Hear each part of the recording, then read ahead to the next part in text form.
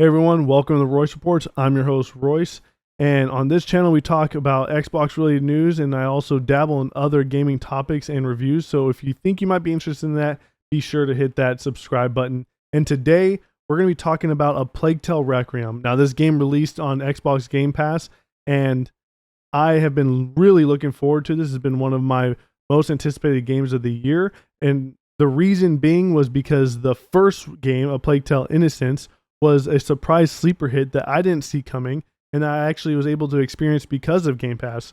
So it's awesome that this sequel is also coming to Game Pass day one, and I was able to play it and beat it.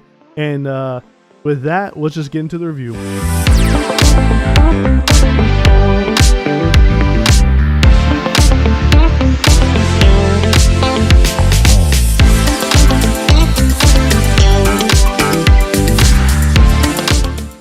So A Plague Tale Requiem is a direct sequel to A Plague Tale Innocence. And so do you need to play A Plague Tale Innocence in order to experience A Plague Tale Requiem and enjoy it? No, I don't think so. A lot of people will probably say that you do, but you can kind of just fill in the empty spaces of that and kind of just jump into it. But I highly recommend playing A Plague Tale Innocence if you have not played that yet, because that experience from that game carrying forward over to this direct sequel, where it carries over right where the last one left off, you will get a more of an emotional impact from this game because of the events of the previous game, and being able to watch the characters grow and change as the games progress is really what makes this game very unique and enjoyable. And it does give you a very great emotional impact if you experience it in that way. So with that, let's talk about what the story is. So you play as Amicia de Rune, who is on the journey to try to figure out a cure for the blood disease that her brother Hugo currently has. And what this blood disease does is the reincarnation of the Black Plague that is plaguing all of France. And Hugo embodies that. And this plague is allowing Hugo to control the rats that are associated with it and kind of lose control, and it's kind of taking over his body and his mind. And Amicia and her family that is with her is trying to find a cure and trying to find out the lineage of the plague and the previous carriers to see if there's any way that they could stop this from happening and save Hugo.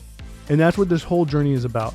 And across this journey, you're going to be encountering a bunch of different beautiful locations and great characters. And it'll go from sprawling cities that are very dense and full of life to open, beautiful vistas and a never-ending sea, to dark, dank caves and cisterns and caverns that kind of employ a very well done lighting mechanic in order for you to get through. So this game, you see a lot of different things, and with the characters themselves, they are the standouts of this game has amazingly written characters, and every new character that they introduce in the game kind of brings life to the game even more. And every character is just a joy to have on screen. And I think that acting and the voice acting is phenomenal, absolutely phenomenal. So along the journey that you experience in this 20-hour experience, so you get to see these characters change over time. And along with that is the main character, Amicia. So you see the impact of what she's had to do in order to protect Hugo from people who want to use the virus for their own personal gain. And that pretty much includes killing a lot of people. And you see the effect of her being this innocent teenager from the first game carrying over to this game, where she's more of a battle-hardened person, but she's definitely struggling with all the things that she's had to do. And I think they mean well during this process of trying to show her character growth and show how emotional of the emotional impact of her killing these people and the PTSD that she has. but there's at times where I feel like it is very heavy-handed and it is just thrown into your face, and it gets kind of annoying by the end of it. Up until the last chapter, you're still discovering what's going on with her because of all the sacrifices that she's had to make in order to ensure Hugo is okay. And it can kind of get annoying because she does this thing where she's constantly angry at anyone that is in her path that is stopping her from getting from point A to point B. And there's nothing that it doesn't, you could sneak by them, you don't even have to harm them, but the story treats you as if you are a murderous rampager. It's as if you're fucking Michael Myers himself, and there's nothing that can stop you. And that's how they treat it. And I feel like that detracts a lot from the point that they're trying to make when your main character is constantly spouting out crazed lines that are calling people pigs or wanting to slit their throats or off with their head, or I'm gonna kill them if they try stopping me. What do you want? Just let me go. Did they hurt you? I'll survive. Thanks. This one learned his lesson. Mangy dogs. There you go. Yeah, see? There's nothing to be scared of. How'd you like that, huh? When someone fights back. Get you mad. Oh yes, come then. Show me how you'll do it. That's all you've got. Come on! I heard it left nothing but mass graves when it happened in Guyenne. Yes, and soon you will take your place in one. Kill all of them, Arno! I'll finish what I started! And she always talks like that all the time about anyone that's in her way. And even the other characters surrounding her kind of make note of that and kind of are like, hey, like, can you like calm down a little bit? Can you stop, being all crazy? Alicia, when we're there, you'll hold your sling, all right? We don't need another barn situation. So, no more killing soldiers. Don't worry. I heard you the first time. I'll find other ways. Which is a great morality point in the game, which it kind of, early on in the game, I thought, okay, hey, they have this really great morality system that they're using, which is I can go about this mission and I could either stealth, which this game is heavily a stealth game, or I could take these guys out with my sling or a combination of all the other tools that I have to use and kill everybody. And either way you go and whichever way you decide to go about it, you're treated the exact same. So if you decide to stealth through a level, well, you're still going to have the same dialogue and you're still going to be treated by the characters the same way as if you did go and you kill people. And so it's like they don't differ depending on your playstyle, which is such a bummer because at first I was playing very conservatively because I was like, oh, I want to be a good guy. I don't want to kill anyone. And the characters, whenever I do kill someone, they're begging me to stop. They're like, no, please don't do this. No, like we shouldn't be doing this. We could sneak by them. And it got me thinking like, oh wow, like, okay, I need to try to figure out a way to not harm anyone.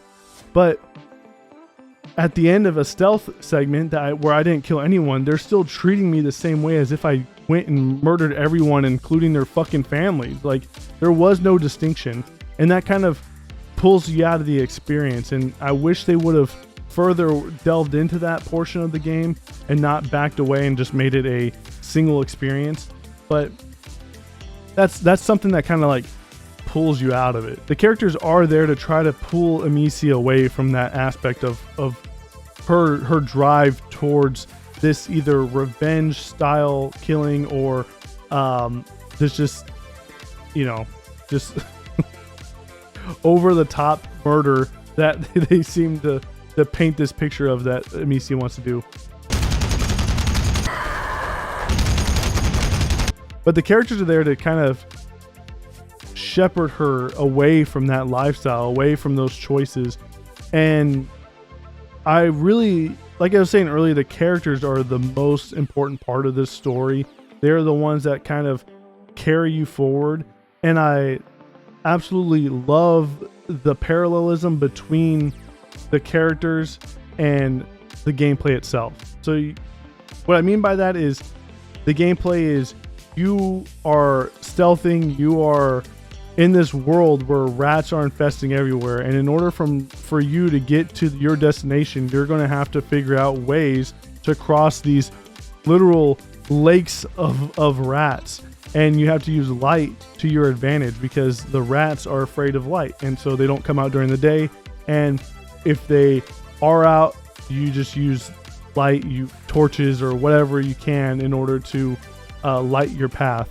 And having Amicia and Hugo go from these dark areas to using light as a survival mechanic is directly parallel to what they're doing in the story. You have Hugo and Amicia, who are these worn down people who have their whole lives surrounded by darkness, and they are trying to attach themselves to the people that do brighten their life up. And so you see that with the new characters that they add. You have Sophia, who is this pirate lady, who is a character that immediately Amicia can attach herself to and has sort of a role model to, and who brings a lot of great light to the situation, who is a very lighthearted person. And the same with Arno, some character you meet along the way as well. He is a very battle-hardened person, but he does see life in a certain way.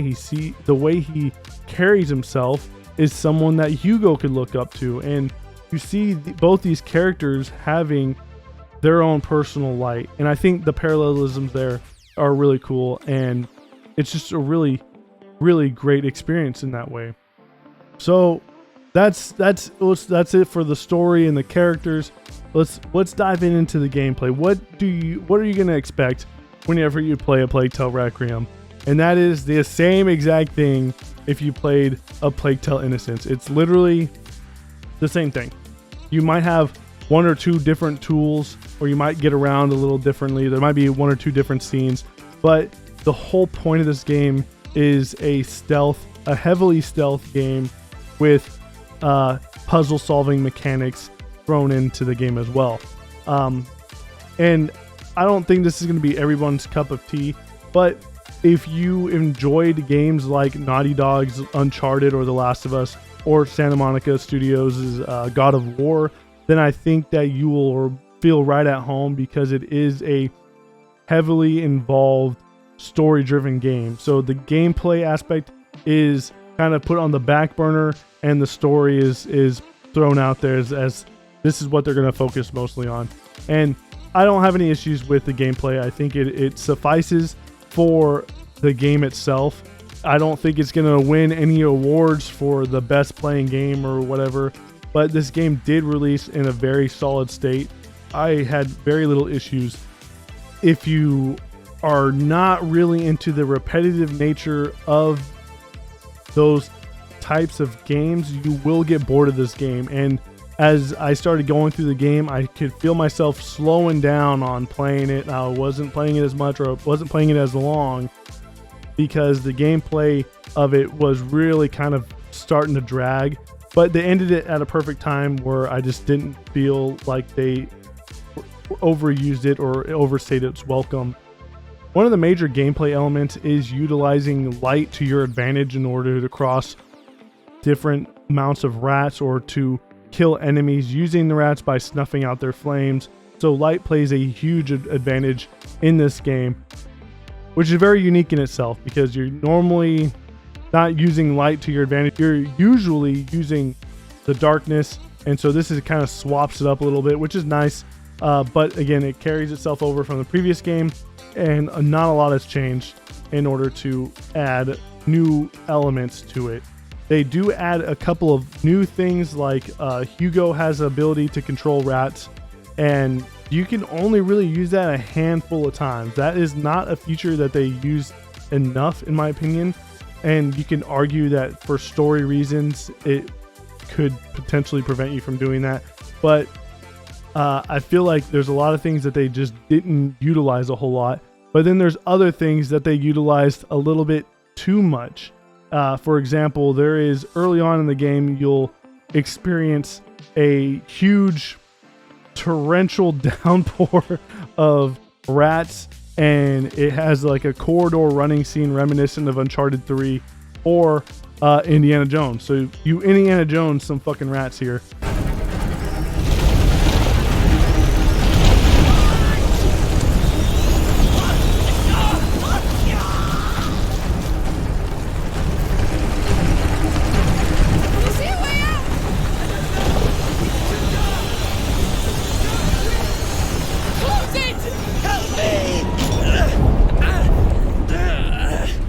And at first, I was blown away by this, just seeing how many rats they could display on the screen, how smooth it felt to play.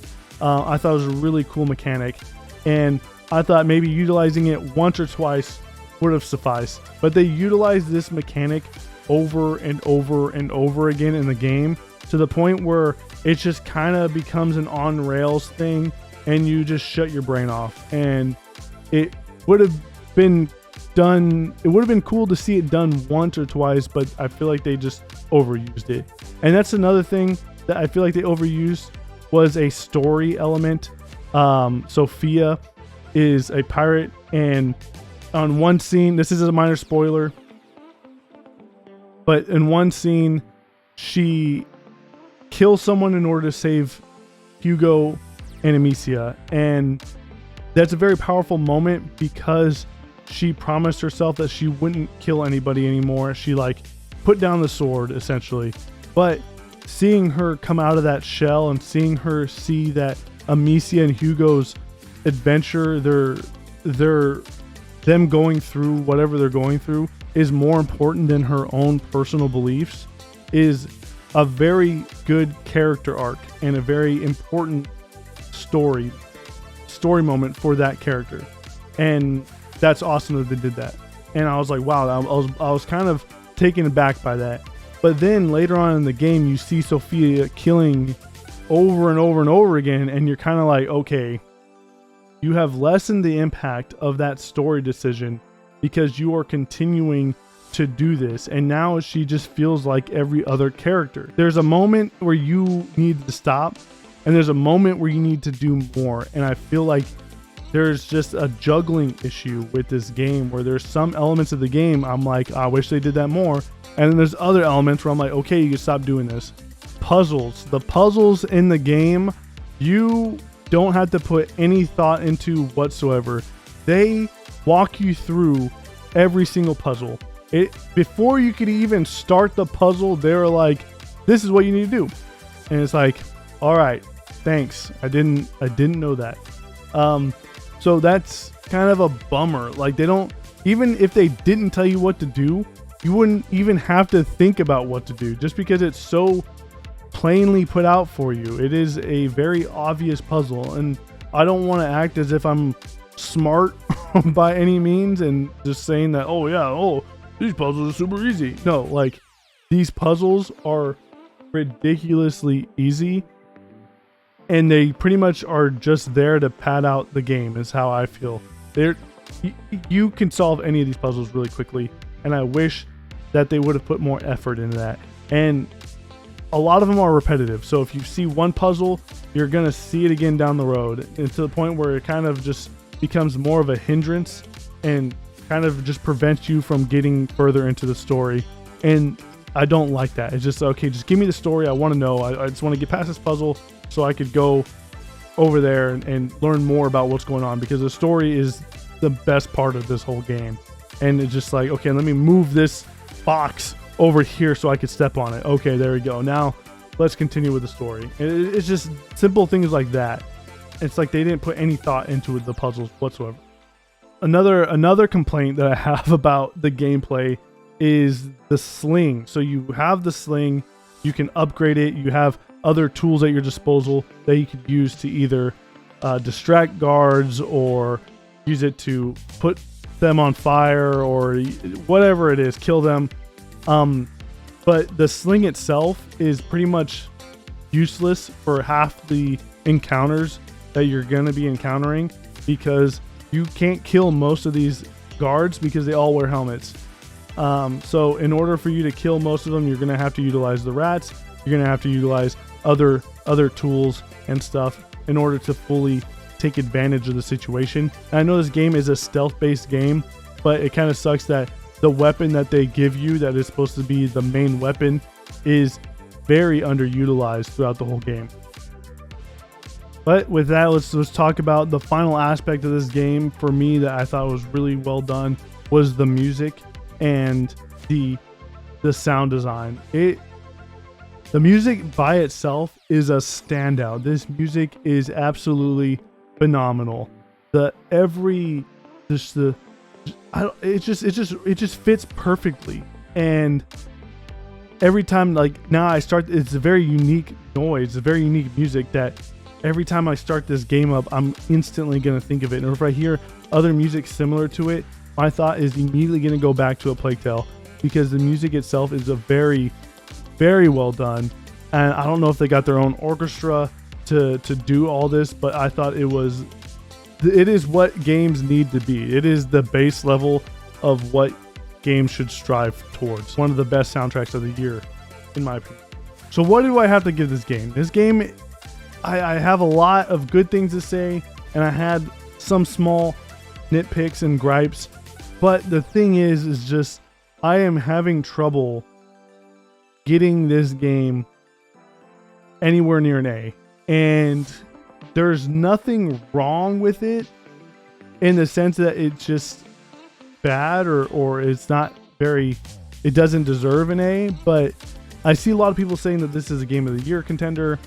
And it's just hard for me to get to that. I don't think it is. I think that this is not as good as the first game. And just because things are bigger doesn't necessarily mean things are better. I like the smaller, tighter stories. I like those 8 to 10 hour experiences that you can just, experience and walk away with and just be happy that you were able to experience that. And that's not to say that I'm not happy with this, but I think the game lasted a little bit too long. But with that, every single time I was playing it, I was engaged. It is constantly making you do something to move forward, to want to continue to figure out what happens at the end and figure out where does Hugo and Amicia go from here. And just the amazing voice acting, the amazing music design, it's all standout performances on all those fronts. And the graphics by themselves are probably one of the first games where I'm like, this is truly what next gen should be capable of. At 60 frames per second though. But if this game ran at 1440p 60 frames per second, I would be super stoked, but it does not. But it does look amazing, and it's up there with Forza Horizon 5 and Gears of War Hivebusters as one of the better looking games of this generation. But with that said, there's just the little nitpicky things that I have that just pull me out of the story. And there's more issues that I have, but I can't get into it because it would end up spoiling some things. But there's just these moments in the story where I'm like, this doesn't make sense as to why these characters are deciding to do this when all these rats are around them. Why are they wanting to go and do this specific thing? Or like I was telling you, with the repetitive nature of the game, the gameplay not being enhanced in any way from the previous one, and end up just being kind of the run-of-the-mill third-person narrative adventure that doesn't have anything to offer or has anything new to offer to the genre. Give my final thoughts on it, and I think this game deserves a B- is what I'll be giving it. So, have you played Plague Tale Requiem? What do you think? Do you think I'm wrong? Feel free to tell me I'm wrong. Feel free to tell me I'm an idiot. You can just put those comments in the comment section below. But if you agree with me, let me know. Thanks for stopping by. Thank you for the recent subscribers. And thanks for some of the comments that I've been getting recently. Some of them have been negative. But I do read all the comments, and I do, it does mean a lot. So thank you for saying your thoughts, and I appreciate all of you guys. I'm really anticipating God of War Ragnarok, so because of that, I started playing God of War, the 2018 one, for the first time, and it's actually my first time going through it. So I will be giving my opinions of that in a review sometime down the road, maybe next week sometime. So if you're interested in that, be sure to definitely check it out whenever that lands. In order to check that, you're gonna have to be subscribed. So if you like what you saw and you'd like to see more, be sure to hit that subscribe button.